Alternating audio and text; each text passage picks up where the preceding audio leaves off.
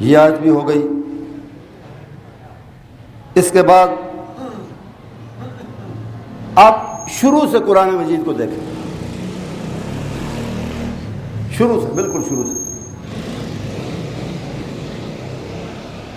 ایک تو سورہ فاتحہ ہے، اس میں اشارہ ہے، اس سے آگے سورہ بقرہ کے شروع میں بالکل واضح بات۔ سورہ فاتحہ میں کیا ہے؟ اللہ کی تعریف و ثنا کے بعد دعا ہے اس سے، اللہ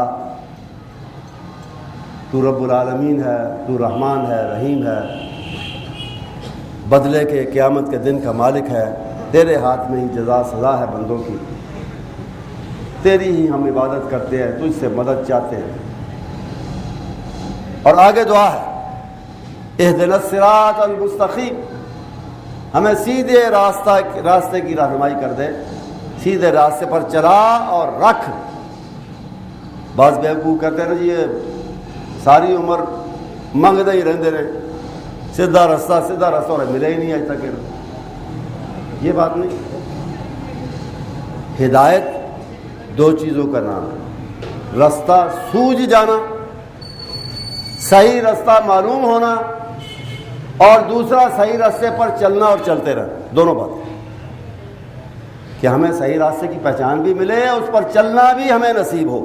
اہدنا الصراط المستقیم، اور صراط وہ راستہ سیدھا کیا ہے، اس کی پہچان کیا ہے؟ صراط الذین انعمت علیہم،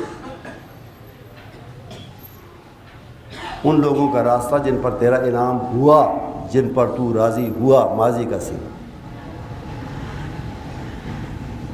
جن پر راضی ہوا ان میں سب سے پہلے انبیاء ہیں، جن پر اللہ راضی ہوا، راضی رہا، سب سے پہلے سر فہرست اس میں انبیاء ہیں، پھر ان کے امتی ہیں، صالحین ہیں۔ تو یہ گزرے ہوئے لوگوں میں جو ہدایت یافتہ انبیاء اور ان کے امتی تھے، ان کا راستہ ہم طلب کرتے ہیں، کرتے رہتے ہیں، ہر نماز میں، نماز کی ہر رکعت۔ اس کا مطلب ہے کہ یہ انعام یافتہ لوگوں کا تعلق ہے ماضی سے،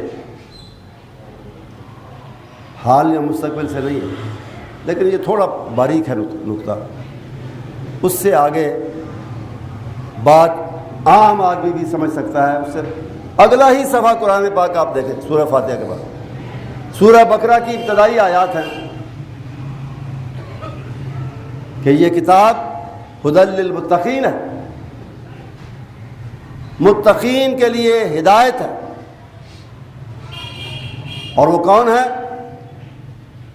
الذین یؤمنون بالغیب ویقیمون الصلاۃ ومما رزقناہم ینفقون، وہ غیبی حقائق پر جو آج نظروں سے اوجھل ہیں، مستور ہیں، پوشیدہ ہیں، جن کی خبر انبیاء نے دی ہے کہ اللہ ہے، وہ واحد ہے، وہ قیامت آئے گی اور موت کے بعد زندگی آئے گی وغیرہ،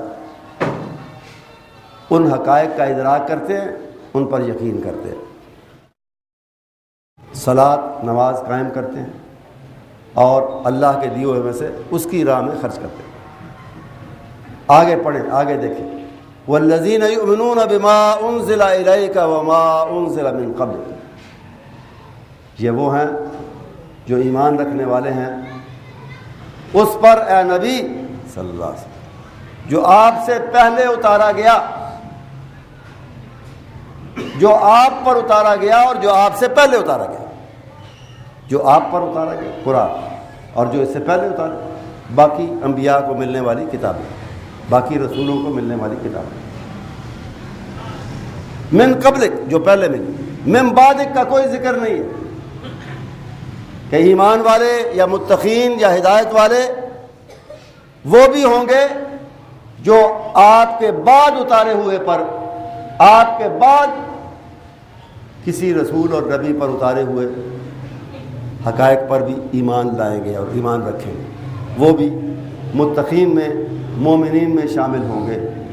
یہ نہیں ہے، پہلے کی بات ہے، جس طرح میں نے کہا کہ صراط الذین انعمت علیہم، پہلے کی بات، ماضی کی بات۔ اگر متقین میں وہ لوگ بھی شامل ہوتے جو آپ کے بعد کسی وحی پر ایمان رکھنے والے ہیں، تو پھر من بعد کا بھی ہوتا کہ جو آپ کے بعد کو سچا رسول آئے گا اس کو ماننے والے بھی متقین میں شمار ہوں۔ وہ کافۃ للناس والی آیت کو سامنے رکھے، اس کو سامنے رکھے، نتیجہ کیا نکلے گا کہ اللہ کے آخری نبی محمد رسول اللہ صلی اللہ علیہ وسلم پر ختم نبوت کے بارے میں، ختم نبوت کی نسبت سے عقیدہ نہ رکھنے والے نہ الناس میں شامل ہیں، نہ متقین میں شامل ہیں، نہ مومنین میں شامل ہیں، اس سے خارج ہیں، انسان بھی نہیں، انسانوں کے بچے بھی نہیں، اور متقین یا اللہ کے انعام یافتگان میں بھی شامل ہیں۔ پھر اور معاملہ آگے چلتا ہے اور اس کو مزید آیات کریمہ کے علاوہ حدیثیں، احادیث رسول اللہ صلی اللہ علیہ وسلم کی نکھارتی ہیں، واضح کرتی ہیں۔ آیتوں کو میں ابھی یہی چھوڑتا ہوں۔ واضح الفاظ میں حدیث کے اندر رسول اکرم صلی اللہ علیہ وسلم نے فرمایا کہ لا نبی آباد، لا نبی آباد، میرے بعد کوئی نبی نہیں، نبی نہیں تو رسول بھی نہیں، نبی ہوگا تو رسول بنے گا، اس پر کتاب آئے گی، لا نبی آباد۔ اور مزید وضاحت آپ نے کی کہ انا العاقب، ایک دوسری روایت میں انا العاقب، عاقب کہتے ہیں آخر میں آنے والے۔ جو لوگ مانے جانتے ہیں وہ اپنی آخری اولاد کا نام عاقب رکھتے ہیں، جو نہیں جانتے وہ ایسے بھی رکھ لیتے ہیں۔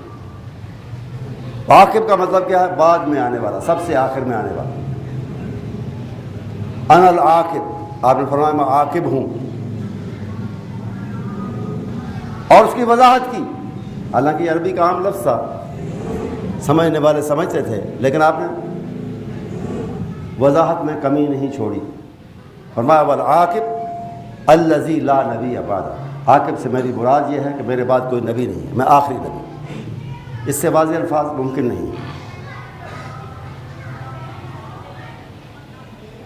پھر آپ نے یہ بھی ارشاد فرمایا کہ میرے بعد نبی تو کوئی نہیں، رسول تو کوئی نہیں، لیکن یہ ضرور ہوگا کہ کچھ لوگ جھوٹا دعویٰ کریں گے، اور ان کی تعداد آپ نے 30 کے قریب بتائی ہے، 30 بتائی۔ 30 کذاب، 30 کذاب جھوٹے، کاذب جھوٹا، کذاب بہت بڑا جھوٹا، بہت بڑا دروغ ہو، جو اللہ پر بھی جھوٹ باندھنے سے گریز نہیں کرتا کہ نبی نہیں ہے اور کہتا ہے میں نبی ہوں، وہ کاذب نہیں، کذاب۔ 30 کذاب، 30 اس طرح کے ہوں گے۔ کلہم یزعم انہ نبی اللہ، ان میں سے ہر ایک کا گمان، خیال، دعویٰ یہ ہوگا کہ وہ اللہ کا نبی ہے۔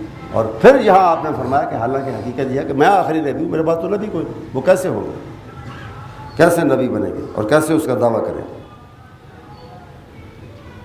مزید کسی وہم کا دروازہ بند کرتے ہوئے ایک اور بات آپ نے ارشاد فرمائی، ایک دوسری حدیث میں مثال دے کر واضح کیا ہے، مثال دے کے بات کو بالکل واضح کر دیا، اس میں شک و شبہ کی گنجائش نہیں چھوڑی، سوائے ان لوگوں کے جن کے دل ہی ٹیڑھے۔ آپ نے سلسلہ نبوت کی مثال ایک محل سے دی ہے، قصر سے، قصر نبوت۔ فرمایا یوں سمجھو کہ ایک بہت بڑا مکان ہے، محل ہے، جو بڑا مضبوطی کے ساتھ، بڑی خوبصورتی کے ساتھ بنا ہوا، مضبوط عمارت ہے، لوگ اسے دیکھتے ہیں، اس کے گرد گھومتے ہیں، حیران ہوتے ہیں اس کی مضبوطی سے، اس کی خوبصورتی سے، لیکن ایک بات دیکھ کے وہ بڑے دوسری طرح ان پہ حیرانی آتی ہے، پریشان سے ہو جاتے ہیں، دوسری قسم کی حیرانی ان پر طاری ہوتی ہے کہ اتنی خوبصورت عمارت ہے، مکمل ہر لحاظ سے فٹ، لیکن اس میں ایک اینٹ کی جگہ چھوڑ دی گئی ہے، دیواروں میں ایک جگہ ایسی ہے جہاں اینٹ نہیں لگائی گئی، اسے کھلا چھوڑ دیا، نہ وہ کھڑکی ہے، نہ وہ روشن دان ہے، نہ وہ دروازہ ہے، ایسے ہی بنی ہوئی دیوار میں، اچھی خاصی مضبوط اور خوبصورت دیوار میں جو اس محل کی ہے، ایک اینٹ کی جگہ خالی. تو یہ مثال دے کے آپ نے فرمایا کہ اس طرح سمجھو کہ میرے نبی بن کر آنے یا اعلان نبوت سے پہلے جو نبی آتے رہے ان میں ایک کی کمی تھی. جس طرح اس محل میں جس کی مثال دی گئی ایک اینٹ کی کمی ہے، ایک اینٹ کی صرف، اسی طرح اس سلسلہ نبوت میں بھی ایک کی گنجائش تھی میرے آنے سے پہلے.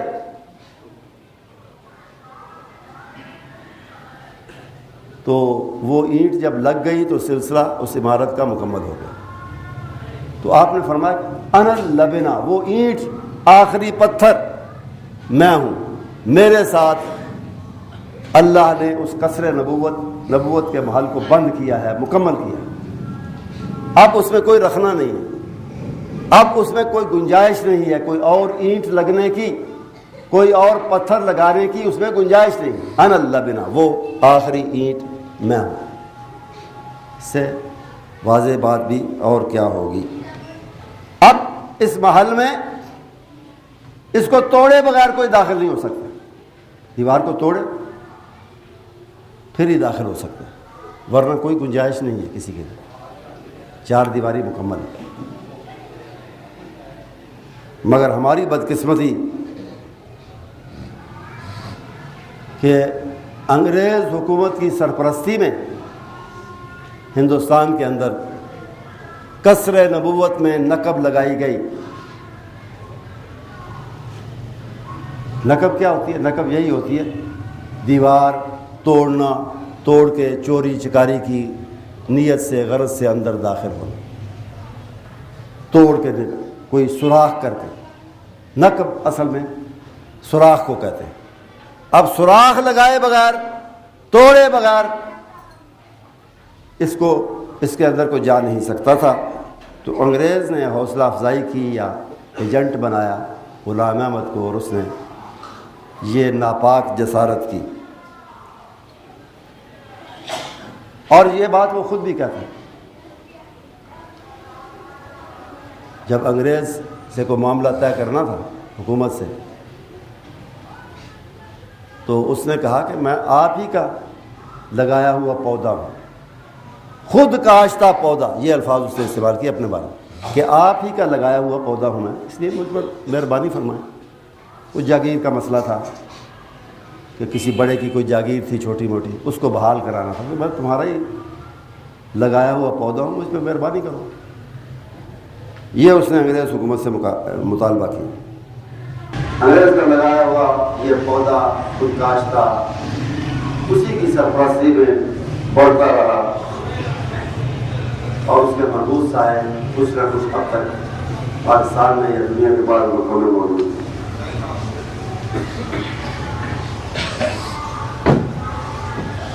اور ختم نبوت